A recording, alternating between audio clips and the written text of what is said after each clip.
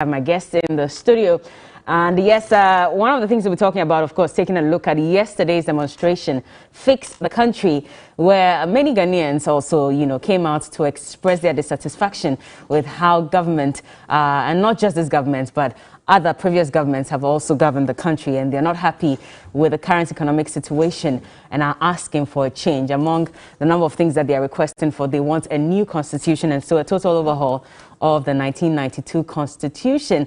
And you know that some 10 years ago, there was a constitutional review committee that was put together. And after they came out with their recommendations, government also issued a white paper accepting some of the recommendations and also expressing their views on other aspects of the recommendations that was put together by the review committee. And so let's take a look at how the demonstration yesterday went down. Quite a number of Ghanaians stepped out, and this is what they had to say. At 72, Solomon Kwaukume has longed for a day like this to make his advocacy for the oil sector, he says, has been fraught with several challenges. It's an opportunity I've been waiting for the past 12 years. And the opportunity has arrived for me to come out, to join the youth, to tell the youth that the day is a historic day for them to liberate themselves from the shackles of economic exploitation. Aided by his walking stick, he marched all the way through to the Black Star Square in solidarity with the movement.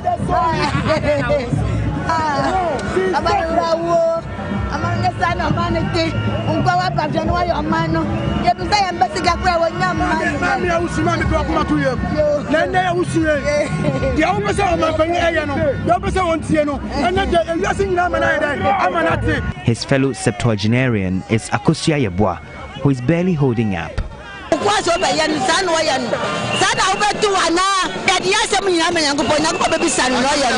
There were young people, persons with disability, those who had traveled from the Ashanti, Eastern and Volta regions. Since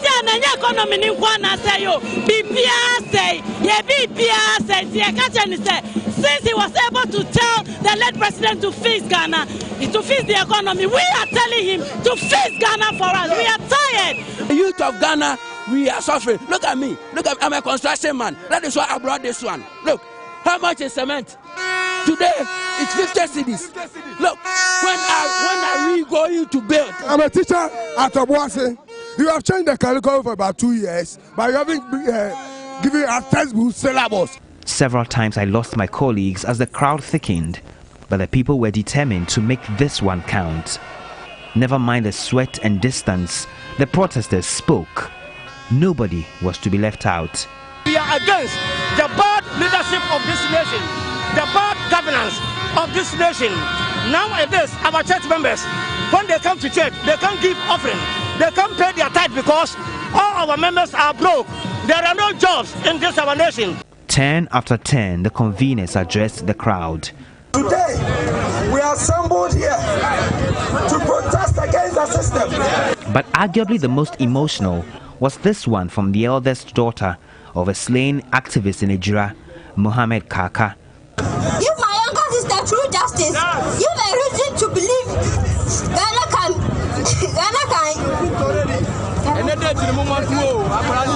can and will work. For conveners of a protest, Wednesday's action is only the beginning of an awakening. We are calling for the abolition of the Sakawa 1992 constitution. And we are gathering 1 million names and signatures of Ghanaians who are with us on that path. By the time we are done, the 1992 constitution can no longer hold the legitimacy over us. The group hopes to sustain the momentum and drive until the system is fixed.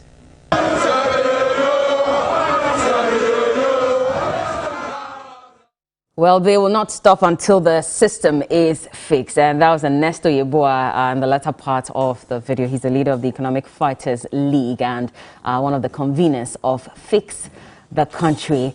And so a number of demands were made by them. We'll get into that conversation shortly. But meet my guest this morning, Vincent Esefo, as the MP for Old Tafo constituency. Good morning.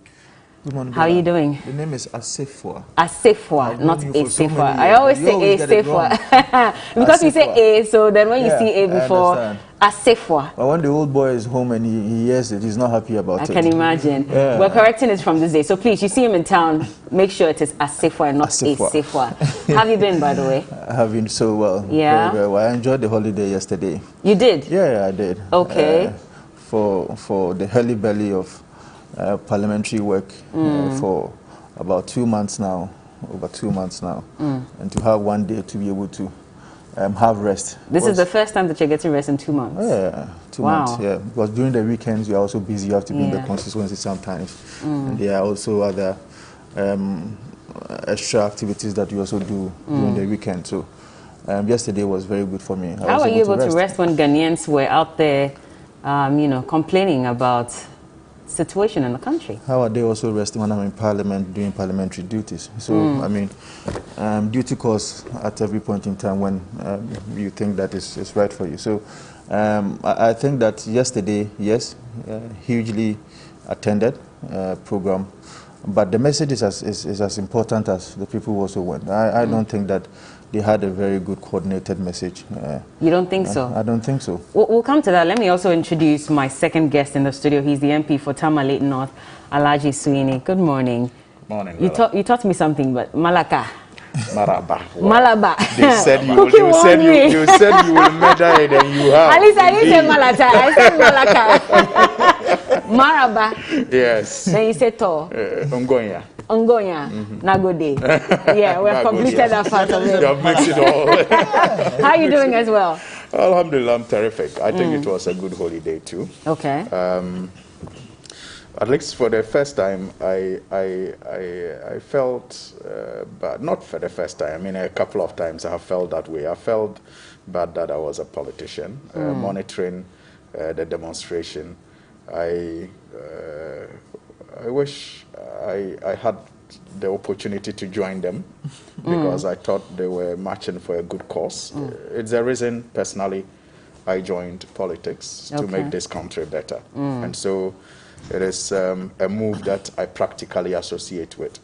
But I know that perhaps it wouldn't have been appropriate to physically join them, but I was with them in spirit. And maybe my brother couldn't join them because he did it some time ago to occupy where he's comfortable. And so you remember the Occupy Ghana and where all of them have now occupied. But I mean, Ghanaians were not only protesting the party in power. I get it. And they made it very clear that the NDC is equally to blame. I mean, it's just like the Occupy Ghana. They were not, they said they were not protesting against the NDC government, not so. They were simply complaining about how things have been over the period. I was even surprised that His Excellency the President still had courage to speak about the Gogisbergian economy when he posted about the holiday on his Facebook page yesterday. I was surprised because that was what he pledged to change. You remember the Occupy Ghana demonstration? I remember It featured prominently that the structure of the economy had to change, and we inherited this structure from the colonial people, and there was a way that it could be changed. But you still have him telling us that we have to change the structure after being in power for over 6 years. But that's just by the way. Bella, but let me say good morning to you, good morning to my colleague, and good morning to the very good people of the Tamale North constituency. And just maybe to put this out there, a number of people have reached out to me since yesterday to find out if I'll be appearing before the Privileges Committee later today. I have been set from day one. I've been ready to appear before the Privileges Committee because of the matter involving Kennedy Agyapong. Unfortunately, it seems to me like that the man is a coward. He's been away for some time now. The committee hasn't been able to find him to serve him yet.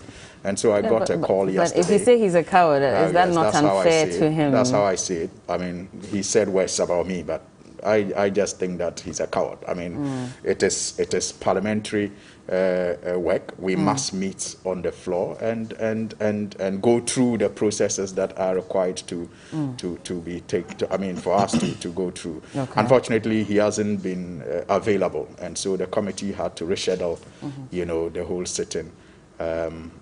Late yesterday, I got a call from the committee that they haven't been able to reach him because he's out of the country. They were expecting him sometime yesterday or 2 days ago, but he still hasn't showed up, and I believe he will come back again and so that means the go to his won't comfort today. zone and go to his comfort zone where he can, you know, he can show bravery and does it mean the sitting won't happen today? I think the committee will meet, but but then you will not make an appearance. They will not be taking evidence from me or from anybody. That's what I gather. No problem. I also need about 2 minutes to speak about the 29th birthday of the new Patriotic Party. Exactly, I was going to come to that. Which is why you are in all white? Absolutely. Okay. 9 a.m. the party leadership will all converge at the party headquarters. You know that a lot of people who signed on to with respect to the signing of the forms and paying of fees to the Electoral Commission in 1992 when at the time that we promulgated the 1992 Constitution and the party for the first time also came to being. We participated in the presidential and parliamentary election from 1992 till this time, except to say that in 1992 we were unable to partake in the parliamentary elections. Your guess is as good as mine as to the reasons why it happened.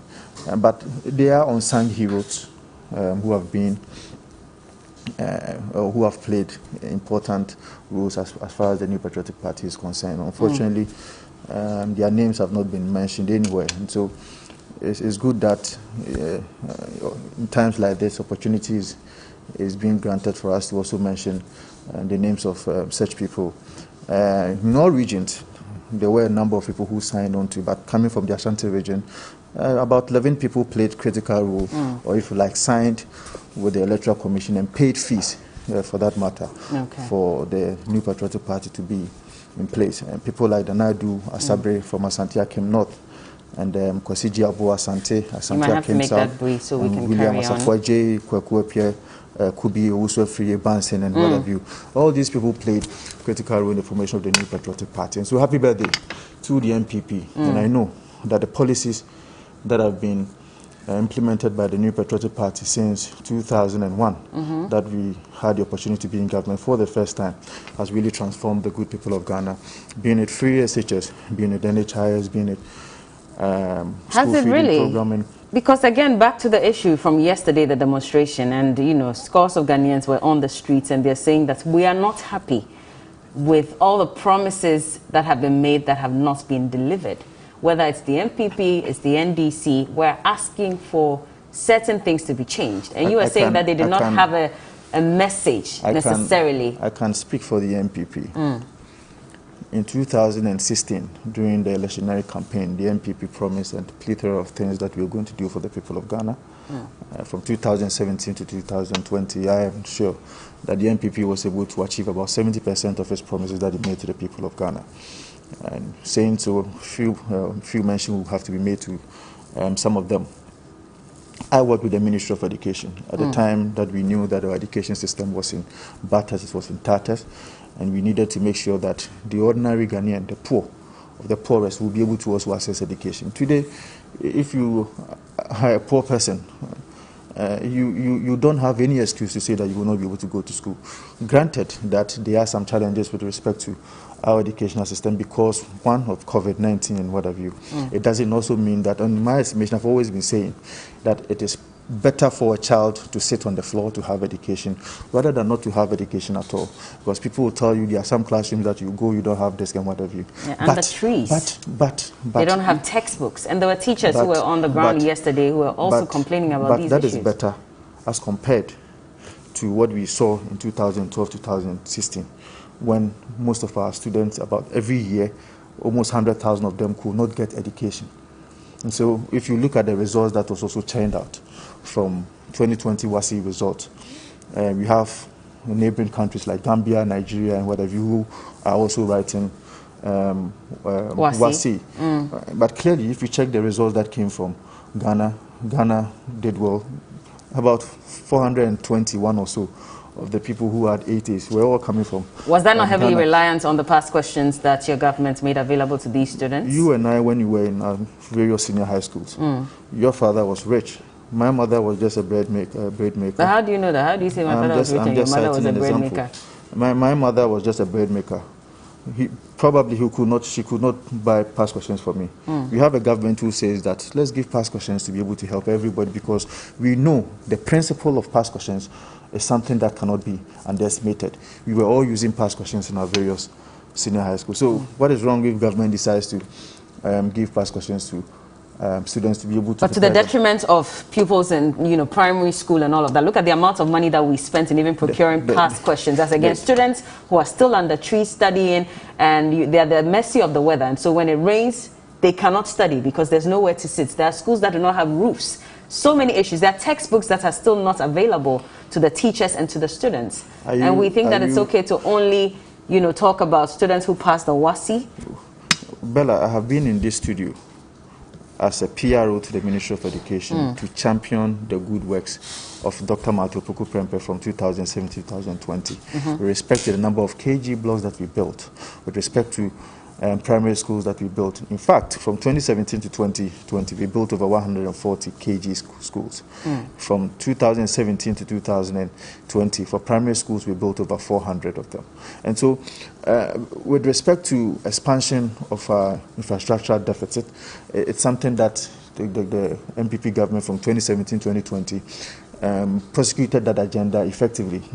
Be that as it may, there are still challenges out there. We cannot run away from that fact. But the most important thing is that have there been an amelioration of our problems, or an improvement of our problems as to how we met it and how we've been able to move it forward. I was talking about the lack of coordination with respect to messaging with Face the Country demonstration. Yes, you can go on demonstration, but as to the message that you are putting out there, is it a message that would be able to, as it were, change, or if you like, shake the foundation of our democracy to the extent that people will understand that yes, indeed, there are problems. I'm not saying there are no problems, but if you get the opportunity to speak to the people of Ghana, like Felicity Nelson said, that why are we using so much money for the construction of Cathedral, and we have schools under trees and what have you? Clearly, you don't understand the issues, because the Cathedral is not being built from state resources. Cathedral is resources from the Ghanaian people, for like donations from but you're asking Ghanaians to contribute to build a cathedral. Absolutely. When these same Ghanaians do not have hospitals, adequate facilities to take care of them when they're sick. What is the principle? The principle is that Ghana is a religious society, right? It is on that basis that you and I are fighting for the bill in Parliament that we should be able to criminalize LGBTQ. So religiosity cannot be taken away from our politics. It's a secular state, is it not, and not a religious state? Yeah, that's okay, but I'm just saying that it is on that basis that my brother Alhaji Sihini and Sam George and what have you are in Parliament saying that it goes against, or if you like, it is at variance with the principles of Islam, religion, Christianity and what have you, and for that matter, LGBT should be criminalized. I'm also saying that because we also believe that, yes, Ghana as a nation, about 60 to 70% of that believe in Islam and Christianity. And for that matter, if a president promises that we should have a cathedral, that should be built, but based on resources that will be taken from donors and people who are like philanthropists who want to contribute to that effect, then I don't see anything wrong with that. But if I fall sick, it's not the cathedral I'll go to. I'll need to go to a hospital, and I would expect that that hospital will take good care of me. But here lies the case where you go and there are no beds. Even before you get an ambulance, they will ask you, have you secured a bed at the hospital? And so these are very pertinent issues, and these are what Ghanaians are complaining about, which is why they're asking that today, at this point when we don't even have the hospitals, adequate infrastructure and facilities, is it even prudent for me to be contributing towards the building of a cathedral? Today, if you go to Old Trafford constituency, just about last 2 weeks, I communicated to the people of Ghana how a donor, a philanthropist, in the person of Henry Nanabuachi, decided to construct a children's ward for the Old Tafo Government Hospital. Senior Suhini is in government. Just about last week, we were considering a loan facility to be able to expand Konfanoche maternity block and other blocks in Konfanoche. And so clearly government is not sitting idle. Philanthropists are also not sitting idle. But let's get the contribution from Ghanaians, maybe, instead of going for a loan. Don't you think that Ghanaians would rather contribute towards the building of schools and hospitals instead of a cathedral? I have already given you an example that there are philanthropists who are already doing this. We need that. The First Lady, Rebecca Akufo-Addo, is also doing much more with respect to our health sector. And so I am saying that there's nothing wrong if philanthropists and donors decide to build a cathedral for the good people of Ghana. But if you look at the speed with which we built our first 100-bed facility for the COVID-19 pandemic infectious disease center, then it will tell you that these are the things Ghanaians want to contribute to. Because, that's again, agreed. There are people in this institution who even contributed as well. That's agreed. But you know that COVID became a pandemic that was affected by every country across the globe. And it revealed the difficulties, or if like the challenges with respect to our health system, even in the United States, even in the United Kingdom, and in Ghana as well. And so the COVID scenario became an issue, a circumstantial issue that at the point in time we needed to deal with it. And that is how come government had to make sure that it will live up to its promise. But it is not just about the bed. The human resource that is available also there is very, very important. When we were coming, I was discussing with my brother, there are a number of our hospitals that are already choked with COVID-19 patients and what have you. So not just about the bed, but the human resources that the government will be able to put in there to be able to deal with these patients that are admitted in our various hospitals. All right, I'll bring you in because, again, like I mentioned earlier, the people who hit the streets yesterday said they did not want to make it partisan because they didn't want the NDC to also seem to take, over the demonstration because they were also protesting against the governance of the NDC. Your party has also enjoyed or benefited from the 1992 Constitution, which unfortunately has been to the detriment of citizens, all over throughout the years. And so for them, it was more about protesting MPP, NDC. He says that they did not necessarily have a clear-cut message. What do you say? Well, on that score, I disagree with him. They had a clear message. The message is that people tasked with the responsibility of making this country better do just that and understand that it's a privilege that they have, and that privilege is to ensure that they make life better for the general population. And they are disappointed in the performance of leadership over the years. And that is justifiable. I mean, clearly, if you look at the opportunities we have as a country and the resources that are at our disposal, we may have made some gains since 1992. There's no doubt about that. We've made tremendous gains since 1992. But if you look at the opportunity that we have and the resources that we have, you are left with no choice than to agree with these people that we could have been doing better if we had applied ourselves to the task of running our country better and applying the resources or using the resources judiciously. I mean, clearly, there's so much wastage in the system, especially at leadership level, and we all cannot, excuse that. We cannot hold breath for ourselves as people who sometimes supervise this wastage. And to be fair, some of the wastage also happens beneath leadership. But then they say when the fish is getting rotten, it starts from the head. And so we have the responsibility to ensure that even those who engage in the wastage, in fact, I'm using a very palatable word. It shouldn't be wastage, the corruption. We cannot excuse ourselves. So I agree with them.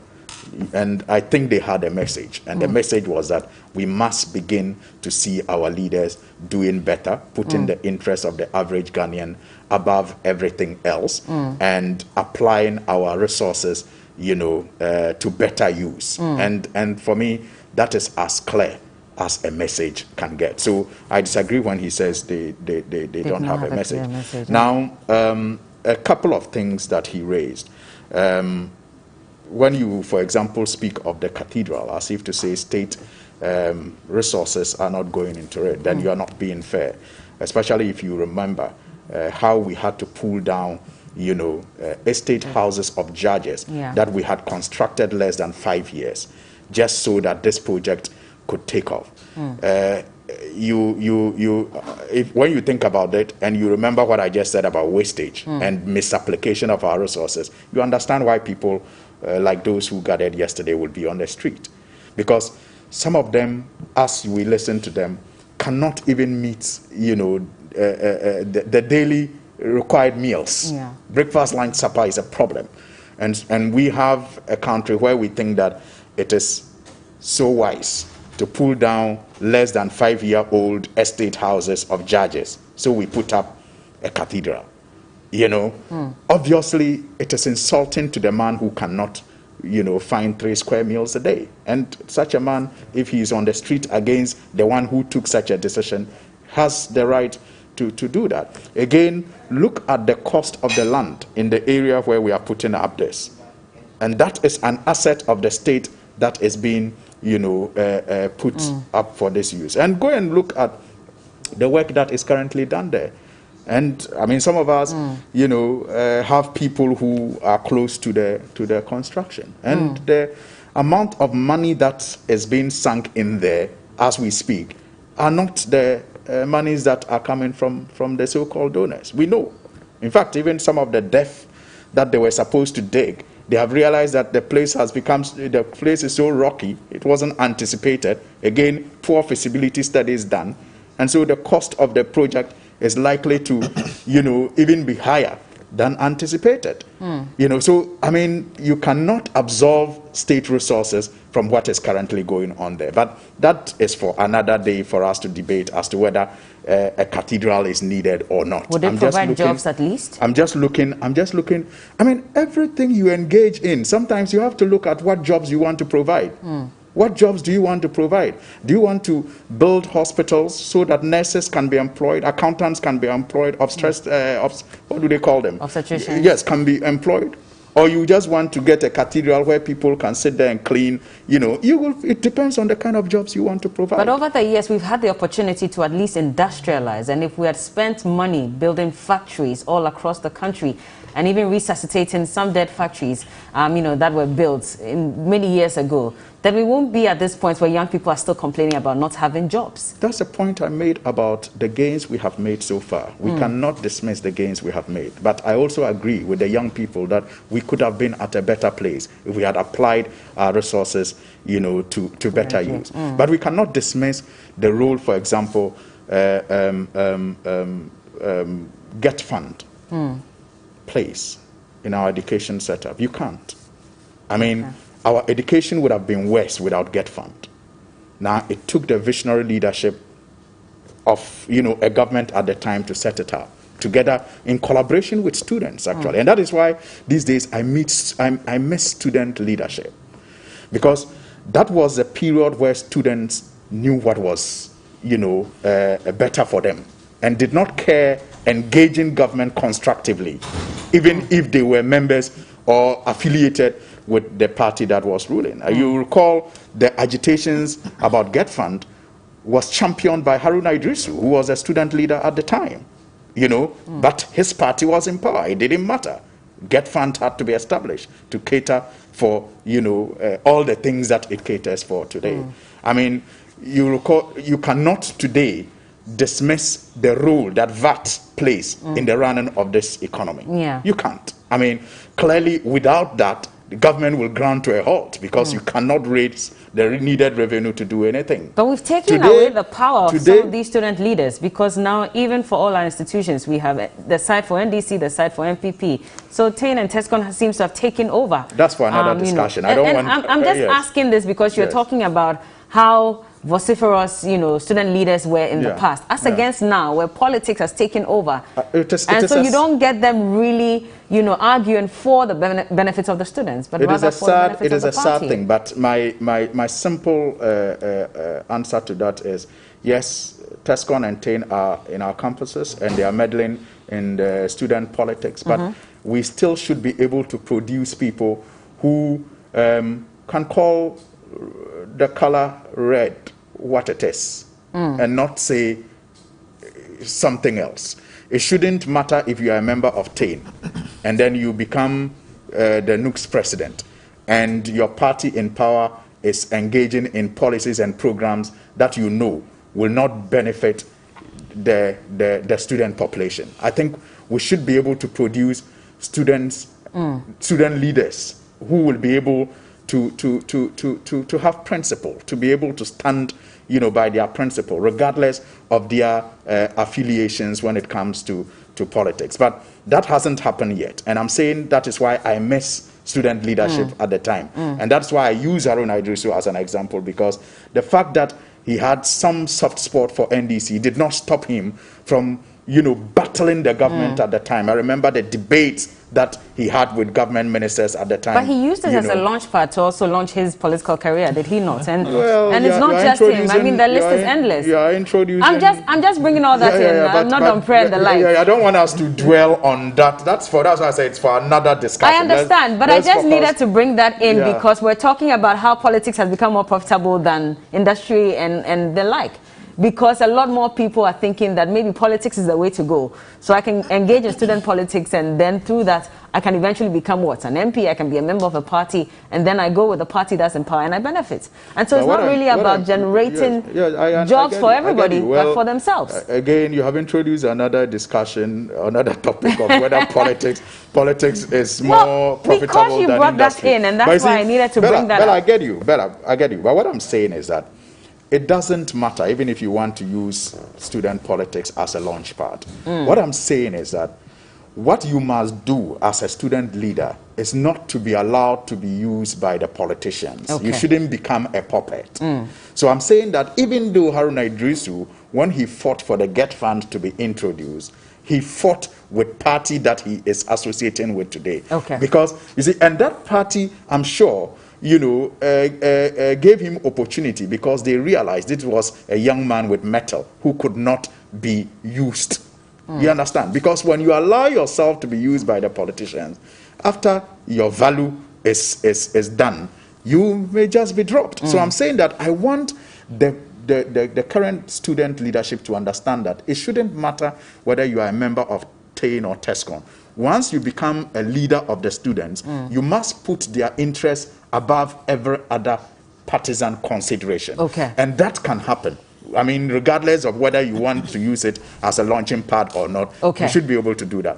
Now, the point I was making when I introduced this was how far we have come, even though we could have gotten further than we are, and how governments in the past have thought through the problems that we have been facing as a country. And, you know, with some good engagement, with sometimes students, with sometimes labor, we have come up with programs such as the GET Fund, such as the VAT levy, such as the National Health Insurance, which my brother talks about, which, by the way, his party was against when they were in opposition before 2001. But when they came into power in 2001, they then saw the wisdom in you know, introducing the National Health Insurance levy. Again, the foundation of the National Health Insurance levy is the VAT levy. You know, so it tells you how, you know, the foundation sometimes when it is good, it is easier for you to build on. Again, when it was even introduced, it started as a mutual health scheme. And so if you were registered in, say, Adabraka, you could not access health in Adenta.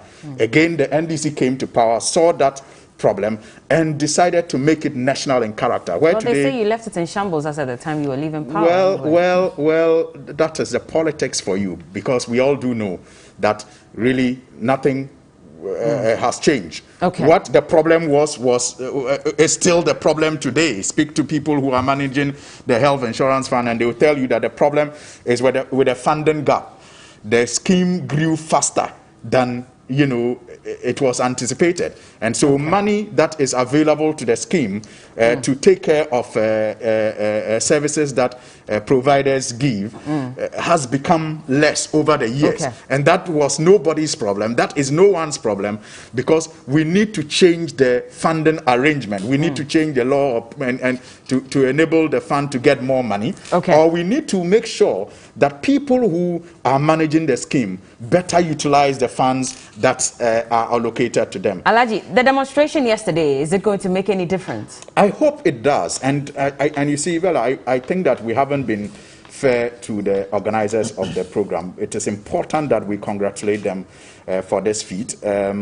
It's been a long walk, you know, to what should have been, you know, a walk in the park, because organizing a demonstration shouldn't be that difficult in a democratic state like Ghana.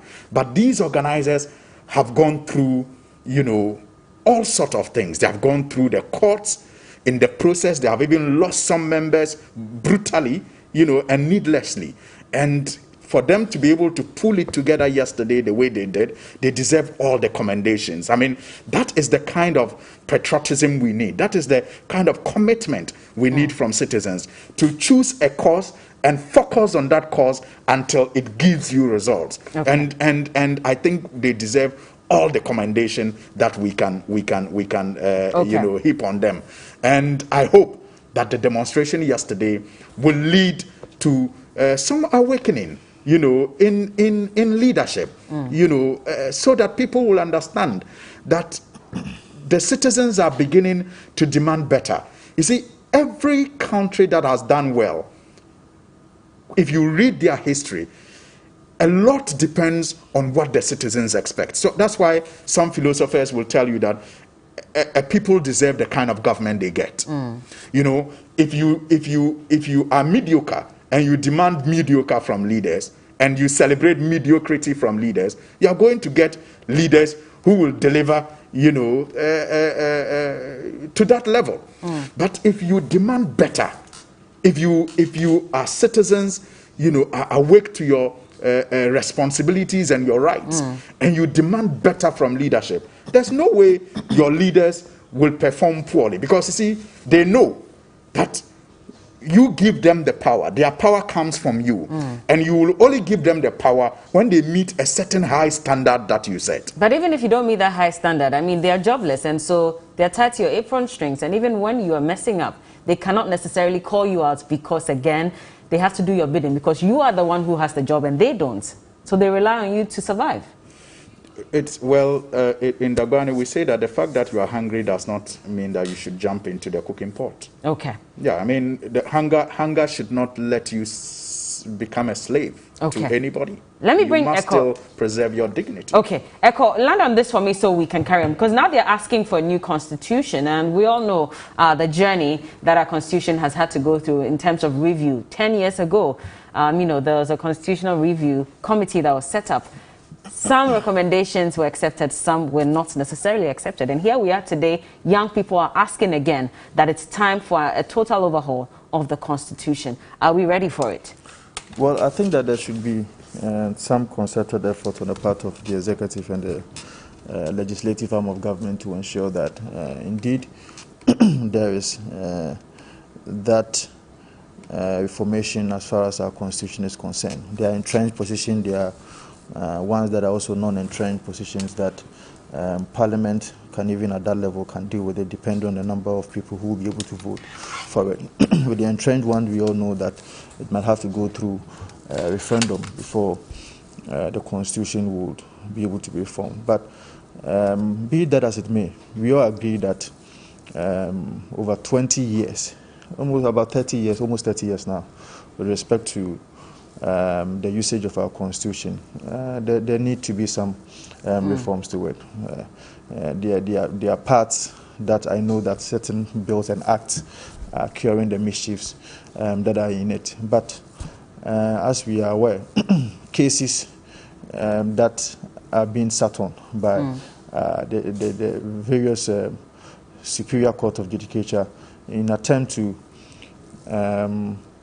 explain, or if you like, put proper explanations to the letter and spirit of the Constitution have been doing well with respect to the mischief that we find in the 1992 Constitution. So, yes, the principle is that we all agree that we need to be able to, as it were, reform our Constitution to the point whereby you'll be able to have the maximum benefit from our Constitution. So I support that call. And I think that the Ghanaian people also support. Let's move on now and talk about Saglemi, because a few days ago, the Attorney General and Minister of Justice dragged the former Minister of Works, Water, Resources, Works and Housing, at the time, that's what it was called, Alhaji Collins Dauda, his successor, Dr. Kweku Agyemang-Mensah, and 3 others to court, accusing them of willfully causing financial loss to the state over the Saglemi affordable housing project. Now, the state is pressing 52 counts of criminal charges against the accused persons for intentionally misapplying $200 million of state funds by paying for 1,412 affordable housing units at Saglemi instead of 5,000 units as Parliament had approved. And Alhaji Dauda and his alleged accomplices are also charged for willfully causing financial loss to the state, contrary to Section 179A3 of the Criminal Offences Act 1960, Act 29. And so it's a number of them. The other people who have been accused, they include the chief director at the ministry from 2009 to 2017, Alhaji Ziblim Yakubu, who is also accused of further, reducing the number of housing units from, 1,004 as at the time when it had been reduced to a little less than that. And also the executive chairman of Construtura OAS, that's a Brazilian company which constructed the affordable housing project at Saglemi, Andrew Colcanas, and a director also of RMS, the Engineering, Procurement and Construction Consultancy subcontractor, Nuvi Tete Angelo. And then also, yes, so Mr. Kweku Agyemang-Mensah. Now, there's been a bit of back and forth between the communications director of the NDC and also the then Minister for Waterworks and Housing, Honorable E.T. Mensah, over whether the project was supposed to be constructed in phases or not. And so Sammy Gyamfi put out a statement where he made certain claims and said that it was agreed in the beginning, that the project would be done in phases, and that agreement was made by Honorable E.T. Mensah. He says that that was palpable falsehood, and in fact, it was supposed to have been a one-time construction of 5,000 housing units. Alhaji, I'll bring you in to respond to these issues that have come up between Sammy Gyamfi's claim that this was supposed to have been done, all 5,000 units were supposed to have been constructed, and Mr. Sammy Gyamfi comes in to explain that there were some issues that came up, and that's the reason why it was agreed that the buildings will be constructed in phases. Well, Ella, thank you very much. I don't know if you want me to talk about Saglemi in general or this particular... Well, in general, and then we can bring in the issue concerning whether this should have been done, because whichever way, we still have over 1,000 buildings that are sitting, and we still don't know what's going to happen. So, first of all, when we are discussing this matter, it's important for us to take note of the selective approach to finding people guilty if there is any charge that anyone should answer to. Because you have a former minister who began this whole process. Then you had another minister who continued it. Then another minister in a different government, Honorable Atachia, who also continued it. In fact, visited the site and said it was a model that should be adapted to produce houses in this country, and together with his chief director made payments to the tune of over 50 million to the contractor. Now, in all the charges, you don't find anyone but just Collins Dauda and his chief director. So shouldn't you ask yourself why? How come, if it was such a bad deal from the beginning, all those who played roles, seem to be absent in this whole charge? So that's what I'm saying. Assuming that there's a charge to be answered, you must ask the question, why these people, before you proceed. Again, we shouldn't forget the fact that we have a huge housing deficit in this country, and this project, comprising so far about 1,500 units, have been left to rot in the last 5 years, whilst people are sleeping in kiosks and workers are having to grapple with high rents at far places from their workplaces. It has been allowed to just rot in the last 5 years with nothing done to it. So even if any charges at all are to be answered by anybody, let's not forget that these 1,500 units could have been homes to some 1,500 families. That hasn't taken place. Shouldn't that also amount to some causation of financial loss? And shouldn't somebody be answering for it? Because when we begin to utilize it, we'll have to spend some more money on them again. If you are concerned about prosecuting people for causation of financial loss, shouldn't you also be thinking about the loss that may have ensued in the last 5 years due to the neglect? It's something we must be thinking about. But Annabelle Samatachi had mentioned that, you know, they had to investigate the misappropriation of funds, the allegations of misappropriation of funds, which is why they could not touch the buildings until the Attorney General had stepped in. It's not done. I mean, the investigations could not have stopped the utilization of the projects as they were done. They were done. No investigation, because they were looking at documents and transactions and not structural, you know, defects or any. That the investigation did not involve structures.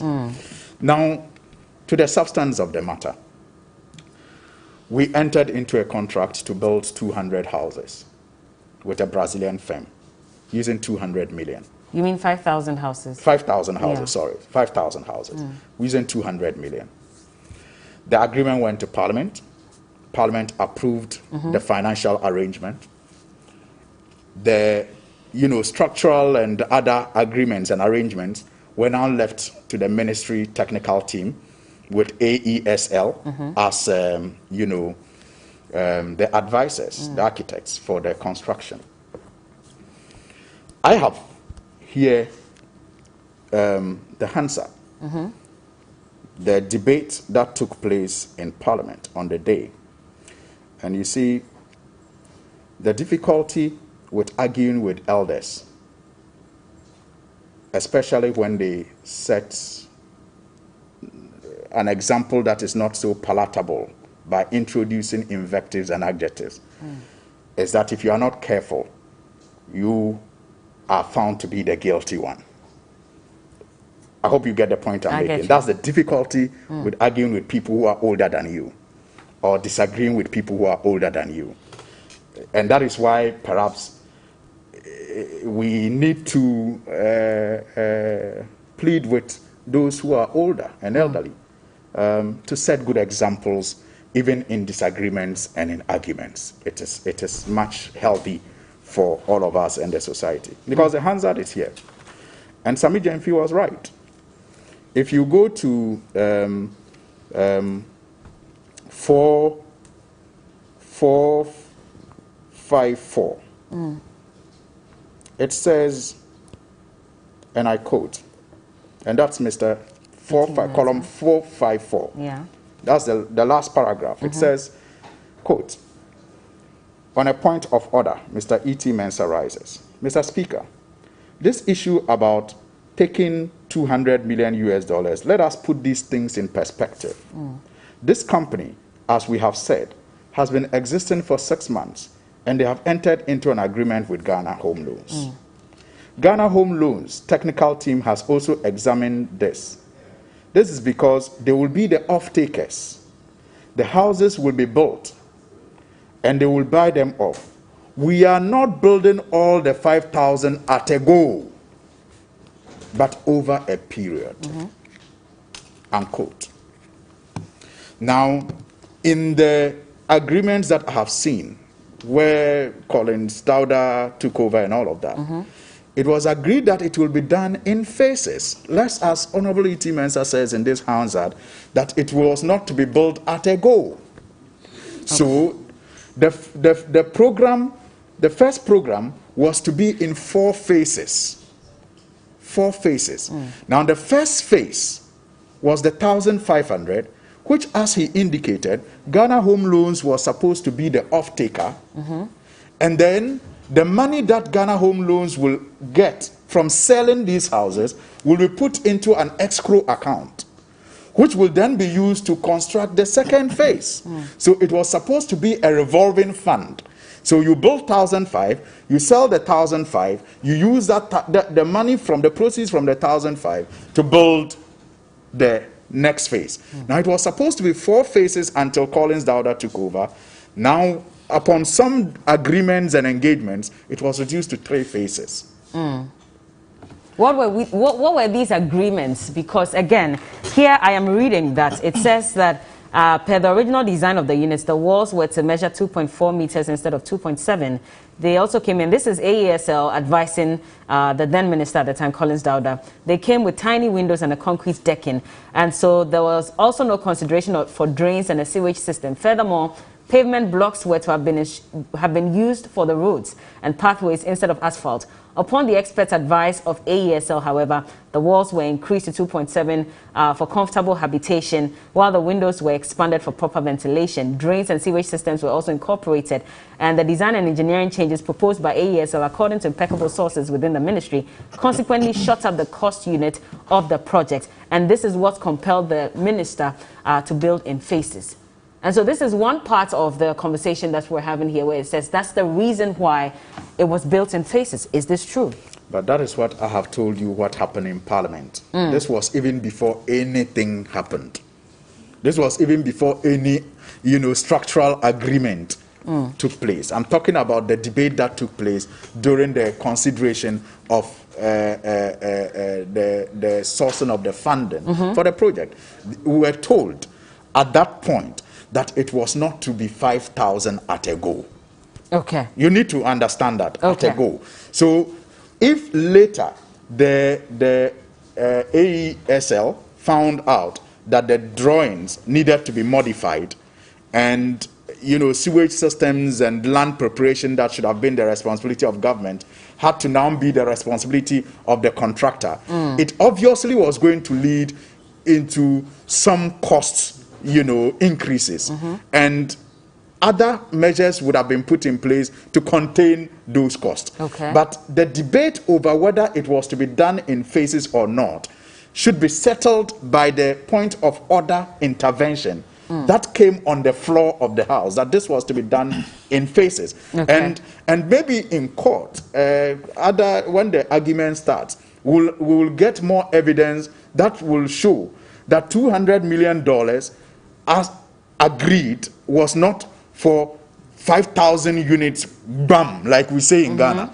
but it was to be done in phases, with Ghana Home Loans being the off-taker, selling some of it, and then raising money from the sales to build other phases, and eventually hitting the 5,000 mark. That is the story of Collins Dowda, and that is the story of the NDC government. And I believe that in court, the evidence will be adduced to support this story. But what I don't want us to forget, Bella, is what I started with. The selectivity in the choice of prosecuting people, if there's any charge at all to be answered, should not be ignored by anybody. Because Collins Dowda and his chief director were not the only people involved in this deal. Some people started it. In fact, they have played a role in the middle. Some others also continued it and made payments to these contractors. Shouldn't we be asking them to also explain what examination they also did to have warranted the roles that they played on behalf of the state? Let's not forget that selectivity in just going after Collins Dowda alone. Which is what the PR team for Honorable Collins Dowda is saying, that when he was the minister, their job was to oversee the construction of the buildings. When it came to disbursement of funds and spending of money and all that, that was the duty of the finance ministry. And so how do we accuse him then of misappropriation of funds when he was not the one in charge of the disbursement of funds? It was the Ministry of Finance. Well, Bella, let me say that my senior brother, Suhini, is, in my estimation, is missing the point. The charges that was preferred against Collins Dowda was on issue of alteration. If there is a parliamentary approval, you felt that you could not, on your own, approve an amount of $200 million to be used to build 5,000 housing units. And for that matter, you went to Parliament to seek for parliamentary approval. the big question is, if you seek to alter that said parliamentary approval, and the Honorable Samuel Achia is one of the astute lawyers that you can have in this country. I am not having any doubt in my mind that proper analysis and proper investigations were not done before he advised the Attorney General. So the question I ask is, on what basis do you alter what Parliament has approved? That is $200 million that is supposed to be used for 5,000 housing units, and alter it or reduce it to 1,500. That is the big question. That is the big question. The other commentaries I'm hearing are not germane to the charges that have been proffered against Honorable Collins Dawuda. Now the point is, if Honorable Atachia came to office in 2017 and decided to pay some amount of monies to the contractor, it is because those monies are supposed to be paid to the contractor based on what Honorable Collins Dawuda has agreed. Now, my question is, the $200 million that was agreed by Parliament to be used for the 5,000 units, then Honorable Collins Dawuda came to office, and subsequently I even heard that from the 1,005 it was further reduced to 1,024. These are the questions that is before the court as to why from 5,000 it reduced to 1,005. All the other commentaries for me is not germane to the charges that have been proffered against. But which is what I read earlier to Alaji as to the reason why he may have changed it, the recommendation by AESL and the concerns that they had about the original design. What Honorable Suhini read from the Hazard, parliamentary debates cannot override parliamentary approvals. There are parliamentary approvals which, in my estimation, from what I'm seeing from the charges, the parliamentary approval was that 5,000 housing units are supposed to be built with an amount of $200 million. Parliamentary debate that it is not going to be built at a go cannot be synonymous to the fact that it is going to be built in phases. These are two different things. It is not going to be built at a go, and it is going to be built in phases. Two different statements.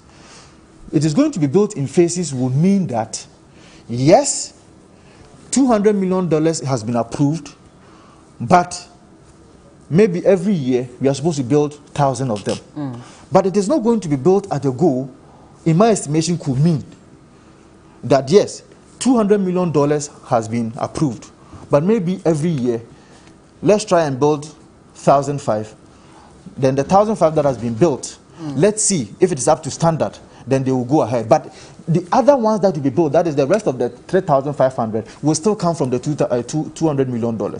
So I have no doubt in my mind to believe what E.T. Mensah says, because the credibility of E.T. Mensah are just opposed to Sami Gyamfi. For me, I will go for what E.T. Mensah is saying, because yes, he was a minister.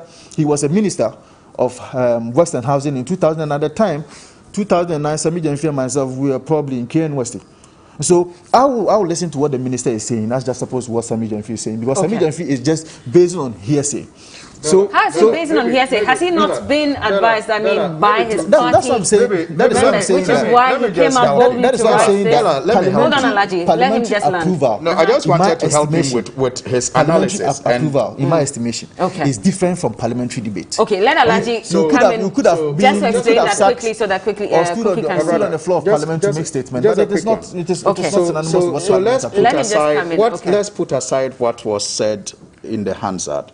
I have with me the agreement here, the 4th January 2013 agreement.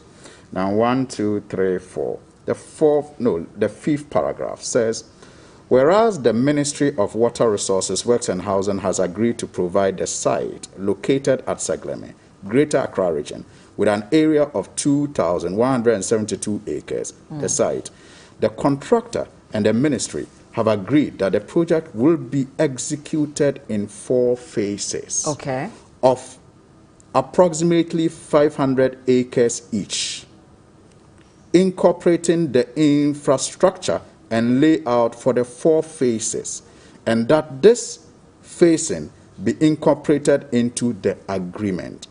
The first phase is set out in Annex B. Initial phase indicative timetable. That's the point I'm making. So you see, that's the point. Can I finish? Remember, I told you the original agreement was 4 phases. Now, under Collins Sauder, it reduced to 3 phases. So we are consistent when we tell you that this was to be done in phases. No, but let nobody, you know, but reducing to 3 phases. Will the $200 million be used for the 4 phases, or would it be used for just 1 phase? That's the question I'm asking. The 200 million, the 200 million will be because government was not exactly. Was it going to be possible? Because we are told that the procurement of the land and all that was supposed to, and you read it yourself, that it was supposed to be the responsibility of the ministry. Right. Eventually, we were told that monies were taken from that same $200 million to make all these other things available, and so naturally that reduced the number of houses that were going to be constructed. But you see, that is where negotiation skills come in, and that is why if you listen to, you know, everybody without a biased mind, I think that Collins Dauda should even be commended for having negotiated the agreement to a point where the phases now had to be 3 instead of 4 without an increment in the contract sum. The only problem we had was the increase in the cost of a unit of a house. Because then the thing was, the government doesn't have money again. So Ghana Home Loans, if they are still the off-takers, will have to now perhaps sell the houses higher than they originally thought they would be selling them for. Okay. So the cost was not coming back to the state to take additional loan for the contractor. So we wouldn't have needed extra, more than just the $200 million to be able to build the 5,000 units? We would have rather perhaps, instead of maybe if you were going to pay $100,000 for a housing unit, you would have now had to pay 120. At the moment, we're told that we have a little over 1,000 houses that are even not fully completed, and even that we've spent close to the $200 million on these units. I mean, we are told that 1,500 units are completed. It's news to me that you are... Let me let Cookie read. She's been here for a while. Before she comes in, I want to make this point. The argument of the phases, for me, the reason why I've said it is irrelevant is that, will the $200 million or the $200 million as he read, was it supposed to be used for the 4 phases that he's talking about? If it was supposed to be used for the 4 phases, the argument of the phases is irrelevant because it's the quantum of the money that should commensurate the number of units that was supposed to be built. So what is in front of the court is what is important to me, not the number of phases really. Let Cookie read. Sorry for keeping you waiting. Yeah, Cookie. so I'll just take a few messages. Forgive me if I'm not able to read yours, but A.U. Farouk from Tamalino says, good morning to you all. In fact, the Fix the Country protest yesterday shows how Ghanaians are living in hard times and cannot afford a good living standard. Fix the country, he says. We the Ghanaians are disappointed with the NPP. We need to redeem our country from this corrupt and incompetent government. Regards to NDC Northern Regional Vice Chairman Alhaji Hassan Rufai Velim, and that came from Osman Bukurisong in Tamale. Good morning, Bella. One thing is clear from yesterday's demo. Ghanaians are going through the worst from hardship and suffering under the current government. Gundana Daboya sent that one. Bella, tell the NPP rep that we have a clear message, which is fix the country. The same message Nanado sent to Professor Tamils. He made us understand that he, Nanado, could fix it, and we voted for him to do just that. Kobe from Dan, someone sent in that. Bella, good morning to you. Don't you believe it's a sickening to hear the government who have left the project to close to 5 years to get destroyed before this action? Will they have done this if it was their own money? This government is a disappointment. Aaron from Adenta News site sent in that one. I'll read the last one that says, good morning, Bella. I salute the Fix the Country campaigners. Let them also fix for Article 71 holders to receive the same salary increments every year as the other government workers. If it's 4% across board, then it must be 4% for everybody, including government officials. We are tired. Sitrofia Lemdiasi from Atoko Angloga sent in that one. All right. Yeah. That's it. Thank you so much. And also, quick one, Alhaji says, Bella, I think it's time functionaries of MPP stop insulting the intelligence of Ghanaians. I've been thinking, why will a government spend over 60 million Ghana cedis to purchase past questions for our students to pass exams, but they cannot provide money to provide textbooks for our students to learn and pass? Truth be told, I'm totally at loss. This was all done simply to let the free SHS look good and nothing else. Okay, that's from Alhaji. Hamza from Pig Farm. Well, our time is up and we'll have to go. Vicky says debates over project execution, cost, approval, and still we are back to square one. No housing project. Accommodation wahala in Kwa. And so she says, when are our houses going to be ready? Maybe tomorrow. We'll continue. The 1,500 could have been homes for 1,500 families. We still need, for Ghanaians, so that we can continue our and so that's your question. arguments. This is ongoing, but when are we going to complete these houses? All right. We are the new Ghana's problem in the last 29 years. We are moving. Anyway, I've been speaking to Alhaji Surini. He is the MP for Tamale North constituency, and Echo Vincent Asifwa. Right? Oh, I got it right. Good. Yeah. He's the MP for Old Tafo constituency. Nice, and yes, the show still continues. We'll be having a more in-depth conversation about Fix the Country. We're asking, what next? There are other topics that we'll be discussing as well, alongside sports and some entertainment. Keep watching. This is TV3 Newday.